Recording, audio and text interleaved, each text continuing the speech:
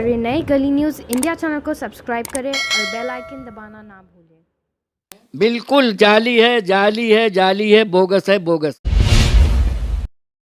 समझता हूँ मुसलमानों और मराठों को लड़ाने के लिए जो दुश्मन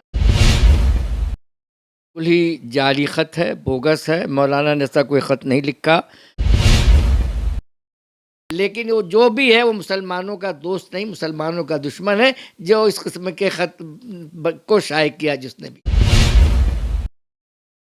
तो बीजेपी कैंसर है और शिवसेना टाइफाइड है। समझ कहूँगा कि मेरी ज़ाती राय यही है कि कांग्रेस, एनसीपी और शिवसेना की हुकूमत बननी चाहिए और जितना जल्द हो सके उतना जल्द बननी किया। मैं गली न्यूज़ का भी मशकूर हूँ कि उन्होंने भी इसको ज़रूरी समझा कि मुसलमानों में मौलाना के ताल्लुक़ से जो बदगुमानी। दोस्तों अस्सलाम वालेकुम। दोस्तों कल से लेके आज तक एक बहुत बड़ा बवाल हो चुका है महाराष्ट्र की सियासत को लेके। बीच में खींचा गया है जमायत उलमा हिंद को खींचा गया, उसमें एक लेटर वायरल हुआ। वो लेटर जो है जमायत उलमा हिंद के लेटर हेड पे आया, जिसमें अरशद मदनी साहब जो ऑल इंडिया के प्रेसिडेंट हैं उनका जो है साइन तक है। वो फेक लेटर एक वायरल हुआ। तकरीबन सारी मीडिया ने वो लेटर चलाया कि अरशद मदनी साहब ने ये कहा सोनिया गांधी को महाराष्ट्र की सियासत को लेकर। हम आपको वो लेटर का जो है थोड़ा मौजूदा पढ़ के सुनाते हैं। वो लेटर हम आपको दिखा भी रहे हैं। उसमें लिखा है जमायत उलमा हिंद का लेटर हेड है, उसमें उर्दू और इसमें लिखा हुआ है। उसमें एड्रेस किया गया है मिसेस सोनिया गांधी जी, प्रेसिडेंट ऑल इंडिया कांग्रेस कमेटी, न्यू दिल्ली। उसमें लिखा हुआ है respected madam, I hope you will be in good health and spirit. I want to draw your kind attention regarding Maharashtra bad politics, and it's really unfortunate that you are considering to support Shiv Sena. It will be very dangerous and harmful step for Congress party. I hope you take my suggestion in a very good spirit. Thanking you, Arshad Madni, President जमियतुल उलमा Hind, new Delhi. देखिए दोस्तों, ये letter जो है इसमें अरशद मदनी साहब जी की sign भी हुई है, और ये जो लेटर है तकरीबन सारी मीडिया ने इसको चलाया कि मुसलमानों की जो जमात है उसने कांग्रेस और शिवसेना की जो और एनसीपी की जो सरकार बनने वाली है महाराष्ट्र में, उस पर आप एक कांग्रेस को चेतावनी दी है कि एक डेंजरस स्टेप होएगा। बात करते हैं हमारे साथ जो जमायत उलमा हिंद के जनरल सेक्रेटरी लीगल एड के हैं गुलजार आजमी साहब है। बहुत ही रिस्पेक्टेड आदमी है। इनका बयान भी एक तरह से शायद अरशद मदनी साहब का बयान हो सकता है। बात करते हैं गुलजार आजमी साहब से, क्या मसला ये लेटर का? ये बिल्कुल ही जाली ख़त है, बोगस है। मौलाना ने ऐसा कोई ख़त नहीं लिखा। मौलाना एक मजहबी रहनुमा है और वो जमीयत उलमा मुसलमानों की एक मजहबी जमात है। उसका सियासत से, पार्लिमानी सियासत से कोई लेना देना नहीं है। ये ख़त एक साजिश मैं समझता हूँ मुसलमानों और मराठों को लड़ाने के लिए। जो दुश्मन है मुसलमानों के, उनकी तरफ से ये ख़त शाये किया गया है। आजकल ऐसा है कि कंप्यूटर हो या ज़ेरोक्स मशीन हो रंगीन, उसमें आप कोई पुराना ख़त उठा लीजिए किसी का और उस पर दस्तखत भी मौजूद होती है, बीच में कागज़ जो कुछ लिखा हुआ है वो मतन हटा दीजिए, उसको जोड़ दीजिए तो हो सकता है। ये एक उसी तरीके से ये ख़त बनाया गया है। और मेरी इस सिलसिले में कल ही बात हुई थी हज़रत मौलाना से। मौलाना ने कहा कि मैंने कोई ख़त नहीं लिखा। से बात हुई थी मौलाना अरशद मदनी से कल ही मुझे बात हुई थी। उन्होंने कहा मैंने ऐसा कोई ख़त नहीं लिखा और मैं इस किस्म के मामलात में पढ़ता नहीं। जहाँ तक मौलाना की ज़ात का ताल्लुक़ है, उन्होंने कहा कि ना मैं कभी किसी सियासी पार्टी को ये के लिए कहता हूँ कि इसको वोट दो, और ना कहता हूँ कि इसके साथ वो हुकूमत बनाए। इसलिए कि अगर आज मैं किसी पार्टी के लिए हिमायत करूँगा तो लोग कल मेरे पास आएंगे कि आप उस पार्टी का टिकट मुझे दिला दीजिए। तो मैं इन झगड़ों में नहीं पड़ना चाहता, इसलिए मैं कभी इन सब काम करता नहीं हूँ। मेरा काम है मजहबी मामलात मुसलमानों के देखना, मुसलमानों की तकालीफ को दूर करना। मुझको उससे ही फुर्सत नहीं मिलती तो मैं सियासी झगड़ों में कहाँ पढ़ूँ। मौलाना का ये कहना था कि मैंने ऐसा कोई ख़त नहीं लिखा है। क्या मंसूबा हो सकता है ये लेटर वायरल करने का कि मदनी साहब के नाम से, उनकी साइन के नाम से? क्या मंसूबा हो सकता है लोगों का, पॉलिटिकल पार्टी का, कि ये लेटर हम करें और आपका नाम यूज़ हुआ? देखिए, जैसा कि मैंने इससे पहले कहा कि ये एक साजिश मालूम होती है कि मुसलमानों को और मराठों को लड़ा दिया जाए। क्यों कि अभी एक बाबरी मस्जिद का मामला आया, और कोई फसाद सूबे मुंबई शहर में या कहीं पर भी नहीं हुआ। तो वो लोग जो मुसलमानों के दुश्मन हैं, उनमें एक किस्म की बेचैनी पैदा हो गई कि भाई ऐसा क्यों हुआ कि कोई फसाद नहीं हुआ, इतना बड़ा मामला हो गया। तो अब उसको उन्होंने इसको बुनियाद बनाया। हालांकि 1 महीना इसको हो रहा है, तमाम चीज़ें चल रही थी और बहुत पहले ये तय हो गया था कि कांग्रेस और एनसीपी वाले जो हम मिलकर बात करेंगे।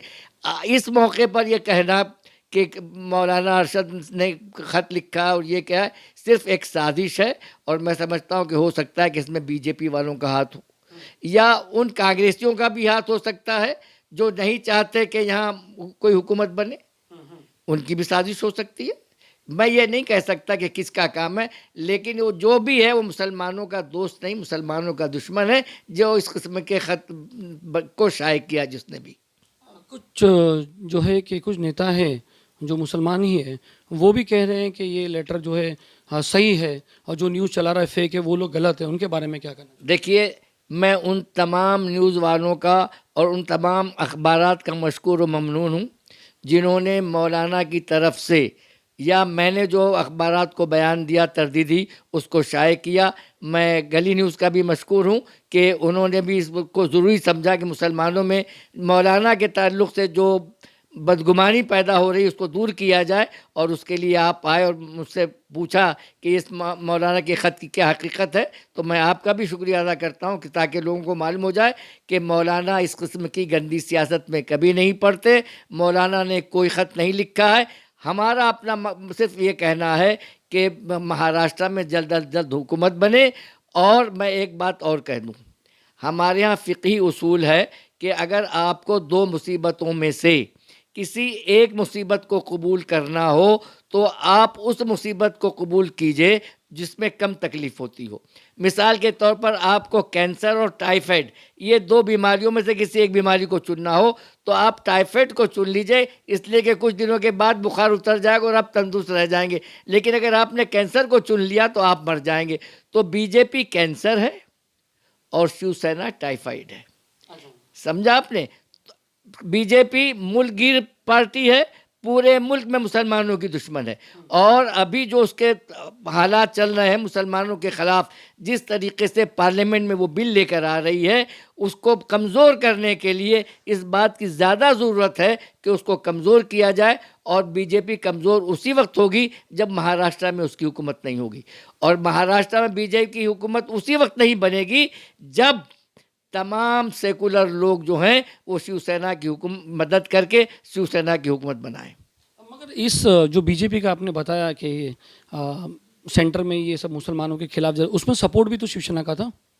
देखिए, वो मैंने फिर कहा ना कि ये अब जब मामला हो गया है तो एक रियासत गिर पार्टी हो गई है, एक मूलगिर पार्टी हो गई है। एक बड़ी बीमारी है कैंसर की है और एक टाइफाइड है, छोटी बीमारी है। शिवसेना अगर ज़्यादा कुछ कर सकती तो सिर्फ महाराष्ट्र की हद तक कर सकती है, महाराष्ट्र के बाहर कुछ नहीं कर सकती। जबकि बीजेपी पूरे मुल्क में मुसलमानों को नुकसान पहुंचा सकती है। और अगर बीजेपी को यहाँ ताकत नहीं मिलती है महाराष्ट्र में तो फिर वो पूरे मुल्क में कमज़ोर हो जाएगी। इसलिए इस बात की ज़रूरत है कि यहाँ पर कांग्रेस, एनसीपी और शिवसेना की मुश्तरका हुकूमत बने, एक मुश्तरका प्रोग्राम बन जाए। इसलिए कि बीजेपी वालों ने भी 370 और राम मंदिर के मसले को वाजपेयी के ज़माने में अलग कर दिया था जब हुकूमत बनाई थी। आज वही फार्मूला जो है वो शिवसेना और कांग्रेस और एनसीपी वालों को अपनाना चाहिए कि वो जो इख्तिलाफी मसाइल हैं उनको अलग रख दिया जाए। जब मेजॉरिटी में जो पार्टी आएगी उस वक्त वो अपने इख्तिलाफी मसाइल पर अमल करे, लेकिन मुश्तरका तौर पर जबकि सबको थोड़ा थोड़ा काम करना है, मदद करनी है, तो हर एक को अपने अपने उस प्रोग्राम से अलग होना पड़ेगा जिससे किसी एक फ़िरक़े को या एक तबके को नुकसान पहुंचता हो। और मैं फिर यही कहूँगा कि मेरी ज़ाती राय यही है कि कांग्रेस, एनसीपी और शिवसेना की हुकूमत बननी चाहिए और जितना जल्द हो सके उतना जल्द बननी चाहिए ताकि किसान जो परेशान है और बम्बई का और महाराष्ट्र का आम शहरी जो हुकूमत से फ़ायदा नहीं हासिल कर पा रहा है उसके लिए वो तकलीफ़ दूर हो जाए। जैसे आपका लेटर हेड हुआ, नाम हुआ, अरशद मदनी साहब का नाम हुआ, एक साइन गलत की गई, तो क्या जमीयत उलमा हिंद इसके खिलाफ कुछ कंप्लेंट करी? आप तो लीगल सेल के हेड हो। सवाल ये कि हमें ये मालूम हो जाए कि कहाँ से आया है, किसने किया है। एक शिकायत होती है ना कि ये लेटर हमारा यूज़ किया, इसकी तहकीक हो, वो तो पुलिस का काम है। देखिए कंप्लेंट करेंगे इसकी? देखिए मैं फिर इस सिलसिले में सदर जमीयत उलमा हिंद से बात करूँगा, चूँकि उनकी दस्तखत है और जमीयत उलमा हिंद का लेटर हेड है। अगर मेरा मामला होता तो मैं फ़ौरन कर दिया होता। यहाँ महाराष्ट्र का कोई मामला हो तो मेरे पास तो वकील हमेशा मौजूद रहते हैं। हाँ, इसलिए मुझे कोई वो नहीं था। जमीयत उलमा हिंद का है मामला, मुझको मौलाना से बात करनी पड़ेगी। एक बात और भी है, जहाँ तक मैं समझता हूँ कि इस गंदगी में शायद मौलाना अपने आप को मुलव्वस ना करना चाहें। मैं ये समझता हूँ कि वो एक दीनी शख्सियत हैं और वो इस गंदी सियासत में पढ़ना भी नहीं चाहते कि उसने अपने आप को मुलव्वस करें। फिर भी मैं मौलाना से बात, जहाँ तक बात करने का बात को हम तायद देते हैं आपकी कि जो बड़े नेता होते हैं, जो बड़े लोग होते हैं, जो किरदार से बड़े होते हैं, हर चीज़ से बड़े होते हैं, वो गंदगी में जाना नहीं चाहते, वो इसको और खोदना नहीं चाहते, क्योंकि पत्थर कीचड़ में अगर पत्थर मारेंगे तो थोड़ा बहुत कीचड़ उछलेगा। बिल्कुल आपने सही कहा, मैंने भी वही कहा था।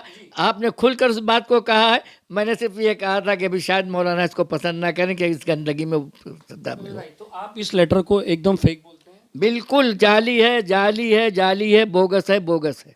गलियों से बात करने के लिए धन्यवाद।